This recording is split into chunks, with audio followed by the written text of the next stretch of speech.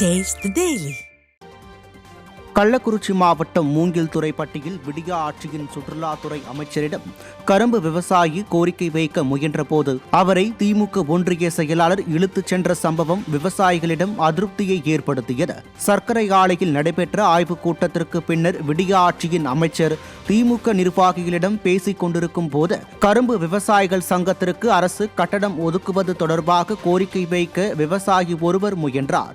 அப்போது அவரை திமுக சங்கராபுரம் வடக்கு ஒன்றிய செயலாளர் அசோக் குமார் பேச விடாமல் தடுத்து இழுத்து சென்ற சம்பவம் விவசாயிகளிடம் அதிருப்தியை ஏற்படுத்தியது. தானும் விவசாயிதான் என்று கூறி கொள்ளும் ஸ்டாலின் ஆட்சியில் அதிகார மமதையில் திமுக நிர்வாகி விவசாயியை அவமானப்படுத்தி அராஜகத்தில் ஈடுபட்டதற்கு பொதுமக்கள் கடும் கண்டனம் தெரிவித்தனர்.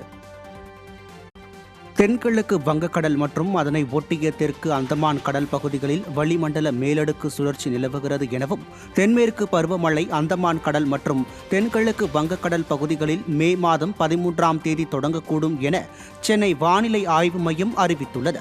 மேலும் அடுத்த 6 நாட்களுக்கு தமிழகத்தில் ஓரிரு இடங்களிலும் புதுவை மற்றும் காரைக்கால் பகுதிகளில் பலத்த காற்றுடன் கூடிய லேசானது முதல் மிதமான மழை பெய்ய வாய்ப்புள்ளதாகவும் தமிழகம் மற்றும் புதுவையில் அடுத்த 3 நாட்களுக்கு ஓரிரு இடங்களில் அதிகபட்ச வெப்பநிலை 2 டிகிரி செல்சியஸில் இருந்து 3 டிகிரி செல்சியஸ் வரை இயல்பை விட அதிகமாக இருக்கக்கூடும் என வானிலை ஆய்வு மையம் தெரிவித்துள்ளது.